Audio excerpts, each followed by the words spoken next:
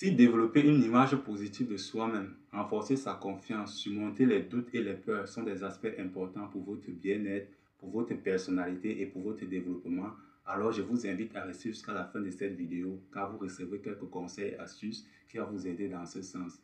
Salut à toi, si tu me découvres pour la première fois, moi c'est Jules Foyou, étudiant entrepreneur, motivateur et conseiller en développement personnel. Alors je tiens à rappeler que je suis sur ma chaîne, les thématiques que j'aborde ne sont pas figées. C'est un apport entre vous et moi, d'où le nom de la chaîne Apport. Alors, il ne faut surtout pas hésiter de me suggérer dans les commentaires une thématique que tu trouves importante et que tu aimerais que j'aborde. Et je me ferai un plaisir de le lire et de te faire un retour dès que possible avec une vidéo.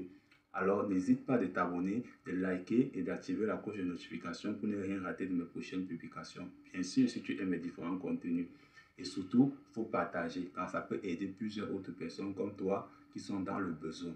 Alors, sans plus tarder, il faut savoir que booster sa confiance en soi et son estime de soi sont des exercices à mettre en pratique sur le long terme et qui nécessitent beaucoup d'endurance et de concentration.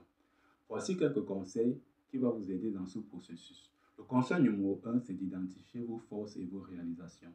Prenez le temps de réfléchir à vos compétences, vos réalisations passées, vos qualités personnelles. Faites une liste de ces points forts et rappelez-vous-en régulièrement pour renforcer votre confiance en vous. Conseil numéro 2, soyez conscient de votre dialogue interne. Faites attention de la façon dont vous parlez de vous-même dans votre esprit. Remplacez les pensées négatives et autodestructrices par des affirmations positives. Encouragez-vous et traitez-vous avec bienveillance.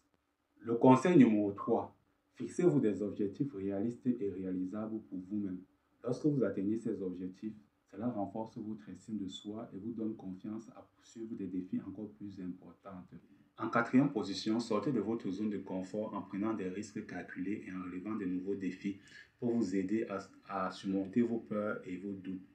Et régulièrement, exposez-vous à des situations qui vous rendent mal à l'aise et rassurez-vous que vous êtes capable de les surmonter. Le conseil numéro 5, qui n'est pas du tout mon dada et que moi-même j'ai du mal à respecter, mais que je vous conseille de vraiment mettre en pratique, c'est de faire des exercices régulièrement en prenant soin de vous, en mangeant équilibré et en faisant même de la méditation. Ceci vous aidera beaucoup dans ce processus de développement personnel.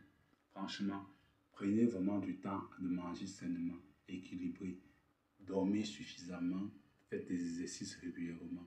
Le conseil numéro 6, entourez-vous des personnes positives. Vous savez, les personnes avec qui vous passez du temps peuvent influencer sur votre estime de soi. Il est important d'être sélectif dans le choix de différentes personnes avec qui vous voulez passer du temps.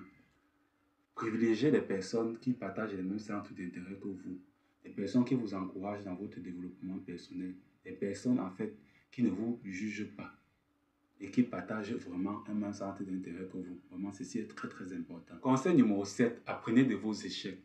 Vous savez, l'échec n'est pas une opportunité d'abandon. Les échecs, c'est plutôt une opportunité d'apprentissage. Donc, apprenez à prendre des échecs comme des opportunités d'apprentissage. Ne laissez pas l'échec vous empêcher de rêver, vous empêcher de poursuivre vos rêves et vos ambitions. Donc, prenez des échecs comme des opportunités d'apprentissage parce qu'en fait, l'échec fait partie de notre vie. C'est en échouant en fait qu'on apprend de ses erreurs et qu'on en sort encore plus grand. Donc, ne laissez jamais l'échec être un moyen de destruction pour vous.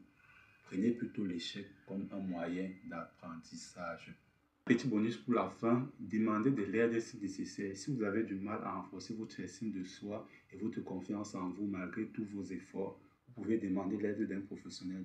Ça peut être un coach en développement personnel, ça peut être un thérapeute. N'hésitez surtout pas à vous rapprocher d'eux. Et sachez que ceci est un voyage personnel. Donc soyez bienveillant envers vous-même et soyez patient. Car ce processus est vraiment très long et très rigoureux. Sur ce, sachez que nous sommes tous ensemble et on évoluera ensemble. Ciao.